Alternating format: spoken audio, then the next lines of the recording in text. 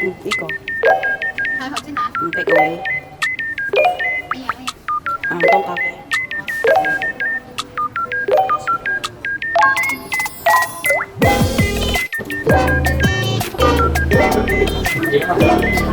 Thank you. Ayan, nakapag-take out na tayo. See you sa bahay. Hi, Mommy! Here's our lunch for today. Ano to siya? Baby oyster or clam omelette. Ayan.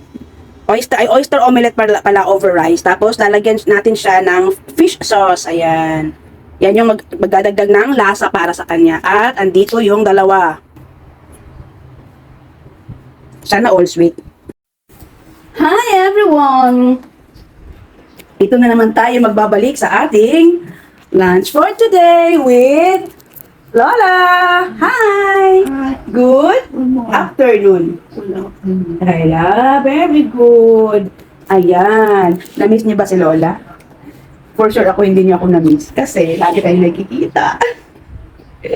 Ayan, ang lunch namin ay yung mga baby oyster na ginawang omelette. At may adobong atay pala ako dito. Ayan o. Niluto ko yan siya. Kailan ba yun? Lunes, kahapon. Pero konti lang na lang kasi naabutan ko sa market. Konti na lang na atay na manok. Hindi ko siya naaabutan lagi. Niluto ko siya medyo malasado pa yung hindi ko masyado, hindi overcook ba, half cook lang kasi nga.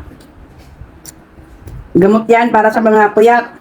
Yung mga nagre-reels dyan, kumain kayo ng atay ng manok, atay ng baboy, atay ng tao. Joke lang. Paano yan? Pangdagdag ano yan? Pangdagdag iron. Para bumalik naman yung sa katinuan yung huwisyo ng ating katawan, no? Dahil puro na lang tayo puyat. So anyway, na-try nyo na ba yung kumain ng oyster omelette? Yung may mga maraming talaba dyan banda, i-try nyo siyang i-omelette. Masarap. Ito, sa Thai restaurant, binabalik-balikan to namin. Kasi masarap siya.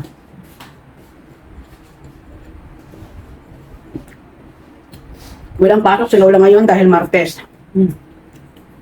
Pero dati pa talaga, nung unang-una pang paano, mga siguro mga 5 years ago, daily yan ang pasok ng Lola. Simula nung pandemic, ginawa na lang nilang 4 times a week. Monday, Wednesday, Friday, at saka Saturday. Nilalaan talaga nila yung Thursday kasi minsan nag-day off ako ng Thursday. Doon.